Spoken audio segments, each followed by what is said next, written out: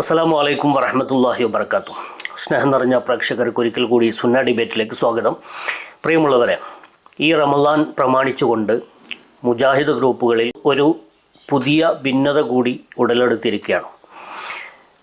അഥവാ ഇതുവരെ അവർ പഠിപ്പിച്ചതും എഴുതി വച്ചതും ഒക്കെ റമദാനിൻ്റെ അത്താഴം അവസാനിക്കുന്ന സമയത്തെ സംബന്ധിച്ച് നമ്മുടെ മുന്നിൽ ഒരു പാത്രമുണ്ടെങ്കിൽ ആ പാത്രത്തിലുള്ളത് തീരുന്നത് വരെ, ബാങ്ക് കൊടുത്താലും പ്രശ്നമില്ല, ആ പാത്രത്തിലുള്ളത് തീരുന്നത് വരെ കഴിക്കാം എന്നായിരുന്നു മുജാഹിദുകൾ ഇതുവരെ പ്രചരിപ്പിച്ചിരുന്നത്. ജിന്നി വിഭാഗത്തിൽ തന്നെ സക്കരിയ സ്വലാഹി അദ്ദേഹത്തിൻ്റെ മരണത്തിന് മുമ്പ് ഒക്കെ ഈ ഒരാശയം പ്രസംഗിച്ചു വെച്ചതായിട്ട് നമുക്ക് കാണാൻ സാധിക്കും. എന്നാൽ ജിന്നി വിഭാഗത്തിൽ ഫൈസൽ മൗലവി ഒരു വിഷയം അപ്ഡേറ്റ് ചെയ്തിരിക്കുകയാണ്. അദ്ദേഹം പറയുന്നത് സുന്നികൾ പറഞ്ഞതായിരുന്നു ശരി, അഥവാ ബാങ്ക് കൊടുത്താൽ പിന്നെ ഭക്ഷിക്കാനേ പാടില്ല, അതായത് സുബഹി ബാങ്ക് കൊടുത്തു കഴിഞ്ഞാൽ പിന്നെ ഭക്ഷിക്കാനേ പാടില്ല, ഇക്കാലം അത്രയും സുന്നികൾ പറഞ്ഞതായിരുന്നു ശരി, മുജാഹിദുകൾക്ക് ഈ വിഷയത്തിൽ തെറ്റുപറ്റിയെന്നാണ് അദ്ദേഹം തുറന്ന് സമ്മതിക്കുന്നത്.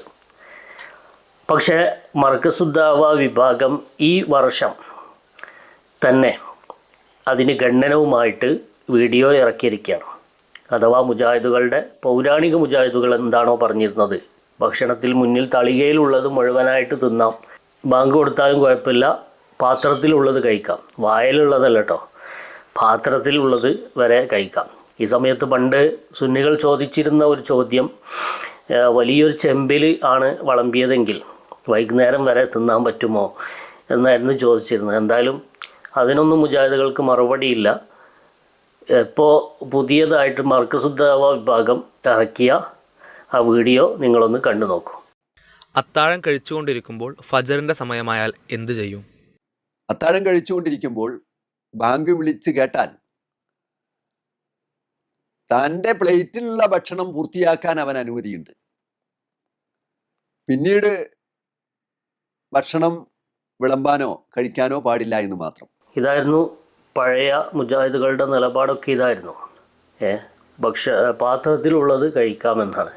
ഈ ജിന്നി വിഭാഗം വിഷ്ടം പ്രത്യേകിച്ച് ഓരോ വിഷയങ്ങൾ ഇങ്ങനെ തിരുത്തി സുന്നികളിലേക്ക് കുറേ കൂടെ അടുത്ത് വരുന്ന ഒരു വിഭാഗമാണ്. അപ്പോൾ അവർ ഈ വിഷയത്തിൽ പുതിയൊരു തിരുത്ത് നടത്തിയിട്ടുണ്ട്. അപ്പോൾ അത് നമുക്കൊന്ന് കണ്ടു നോക്കാം. അതിനു മുമ്പ് സക്കരിയ സ്വലാഹിയും മറ്റുള്ള മൗലവിമാരും ഒക്കെ പ്രസംഗിച്ചിരുന്നത് എന്തായിരുന്നു എന്നും ഇപ്പോൾ ഫൈസൽ മൗലവിയുടെ തിരുത്ത് എന്താണ് എന്നുമൊക്കെ നമുക്ക് നോക്കാം. പക്ഷെ എപ്പോഴെങ്കിലും ഒന്ന് നിങ്ങൾ സമയം എണീറ്റ് വൈകിപ്പോയി എണീക്കാൻ, അങ്ങനെ ബാങ്ക് കൊടുക്കുമ്പോഴാണ് നിങ്ങൾക്ക് ഭക്ഷണം കിട്ടിയതെങ്കിൽ നിങ്ങളത് കഴിച്ചിട്ട് നോമ്പെടുത്താൽ മതി. നോമ്പ് ഒഴിവാക്കല്ല വേണ്ടത്, അല്ലെങ്കിൽ അത്താഴം ഒഴിവാക്കല്ല വേണ്ടത്. അത് റസൂൽ എന്ന് പറഞ്ഞിട്ടുണ്ട്. ഇതോടൊപ്പം ഈ ചോദ്യത്തെ മറ്റൊരു രൂപത്തിൽ നമ്മൾ മനസ്സിലാക്കുകയാണെങ്കിൽ, എണീറ്റപ്പോഴേക്ക് ബാങ്ക് വിളിച്ചു കഴിഞ്ഞു, പെട്ടെന്ന് വെള്ളം കുടിച്ചു തുടർന്നു, അല്ലെങ്കിൽ ബാങ്ക് വിളിച്ചുകൊണ്ടിരിക്കുന്ന സമയത്ത് വെള്ളം കുടിച്ചു തുടർന്നു, അങ്ങനെയാണെങ്കിൽ എന്താണ് അതിൻ്റെ വിധി? ഇല്ല, ഒരിക്കലും അങ്ങനെ ചെയ്യാൻ പാടില്ല. ബാങ്ക് വിളിച്ചുകൊണ്ടിരിക്കുന്ന സമയത്ത് നമ്മൾ വെള്ളം കുടിക്കരുത്, ഭക്ഷണം കഴിക്കരുത്. അത് ബാങ്ക് വിളിക്കുന്നതാണ് നമ്മൾ കേട്ടത്. രാത്രി നമ്മൾ കിടക്കുമ്പോൾ തന്നെ നമുക്ക് നിയ്യത്തുണ്ടല്ലോ. ബാങ്ക് വിളിക്കുന്നത് കേട്ടിട്ടുണ്ടെങ്കിൽ നമ്മൾ എന്ത് ചെയ്യുക? നാം നോമ്പുകാരനാണ് എന്ന നിയ്യത്ത്, ആ നിയ്യത്ത് അങ്ങനെ തുടരുക, അതാണ് ചെയ്യേണ്ടത്. സുബഹിയുടെ ബാങ്ക് വിളി കേട്ടിട്ടുണ്ടെങ്കിൽ പിന്നീട് എന്ത് ചെയ്യരുത്? വെള്ളം കുടിക്കും ചെയ്യരുത്, ഭക്ഷണം കഴിക്കും ചെയ്യരുത്. നിങ്ങളുടെ ഒരാൾ ബാങ്ക് കേട്ടു, ഭക്ഷണം കഴിച്ചുകൊണ്ടിരിക്കുകയാണ്, കരുതിക്കൂട്ടി സുബഹിന്റെ സമയമാട്ടെ എന്ന് വിചാരിച്ചല്ല, അങ്ങനെ ആയിപ്പോയതാണ് എങ്കിൽ പടച്ചോനെ ഇനിയിപ്പോ എന്താ കേട്ട വായിൽ കൈയിട്ട് ഛർദ്ദിക്കണോ എന്നൊന്നും ബേജാറാകണ്ട. ആവശ്യത്തിന് വേഗം തിന്നിട്ട് വെള്ളം കുടിച്ചിട്ട് നോമ്പെടുത്തോ. ഈ വിഷയം പറഞ്ഞപ്പോൾ സാധാരണഗതിയിൽ ചില ആളുകൾക്കൊരു തെറ്റിദ്ധാരണ ഉണ്ട്, വായിൽ വച്ച ഭക്ഷണം ബാങ്ക് വിളിക്കുകയാണെങ്കിലും അത് പൂർത്തിയാക്കിയതിന് ശേഷം. സാധാരണ ജനങ്ങൾക്ക് ഒരു തെറ്റിദ്ധാരണ ഉണ്ട്, ജനങ്ങൾക്കൊരു തെറ്റിദ്ധാരണയില്ല കേട്ടോ. മുസ്ലിങ്ങൾക്ക് ഒരു തെറ്റിദ്ധാരണയില്ല. ഈ തെറ്റിദ്ധാരണ ഉണ്ടാക്കിയത് ഇവരാണ്.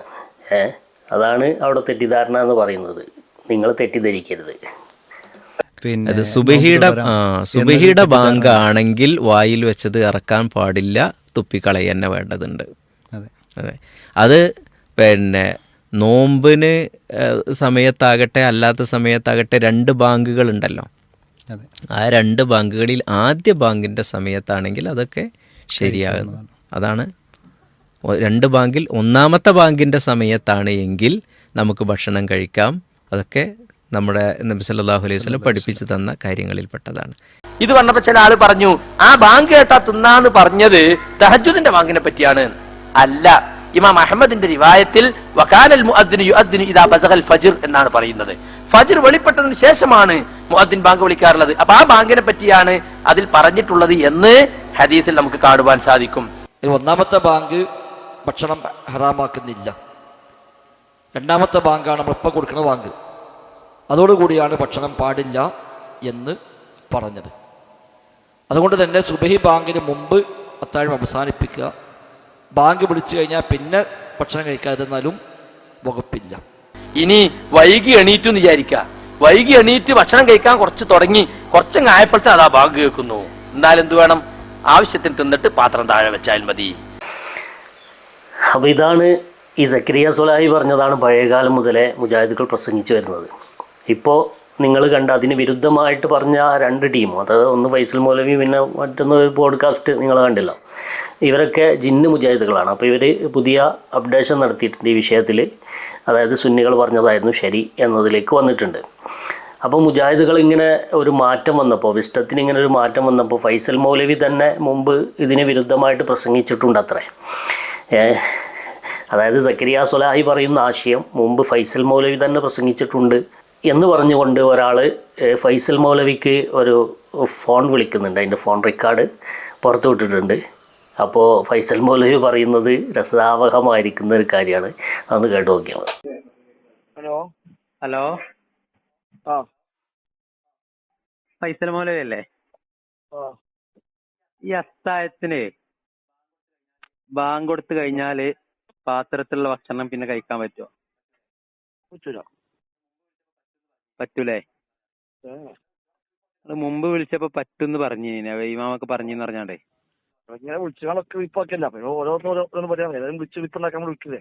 അല്ല, ഞാൻ ചോദിച്ചാ മുമ്പ് നിങ്ങൾ അങ്ങനല്ല, ഇപ്പൊ ഒരു വീഡിയോ നിങ്ങളത് ഔദ്യോഗികമായിട്ട് ഇറങ്ങിയത് പറ്റൂല.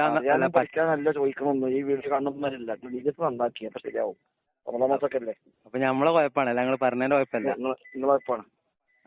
എന്നാ ശരി. അല്ല, മുമ്പ് നിങ്ങൾ അങ്ങനെ പറഞ്ഞപ്പോഴേ. ആയിക്കോട്ടെ. മൂപ്പരെന്ന് ആദ്യം അങ്ങനെ പറഞ്ഞിട്ടുണ്ട്. അതായത് സക്കരിയ സ്വലാഹി പറഞ്ഞതുപോലെ പറഞ്ഞിട്ടുണ്ട്. അപ്പം ഇപ്പം എന്താ ഒരു മാറ്റം എന്ന് പറഞ്ഞുകൊണ്ട് പ്രവർത്തകൻ വിളിച്ചതാണ്. ആ സമയത്ത് അയാൾ പറഞ്ഞത് കേട്ടങ്ങളെ കുഴപ്പമാണ്, മൂപ്പർക്കൊരു കുഴപ്പമില്ല. മനസ്സിലായില്ലേ?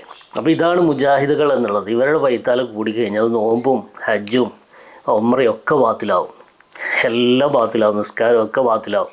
അതുകൊണ്ട് സത്യ ദീനിൻ്റെ പാത അനുസരിച്ചുകൊണ്ട് ജീവിക്കാൻ ആരെങ്കിലും ആഗ്രഹിക്കുന്നുവെങ്കിൽ മുജാഹിദ് പ്രസ്ഥാനത്തിൽ നിന്ന് ഉടനെ രാജിവെച്ച് സുന്നി പ്രസ്ഥാനത്തിൽ തുടരുകയാണ് അതിനുള്ളൊരു പരിഹാര മാർഗമുള്ളത്.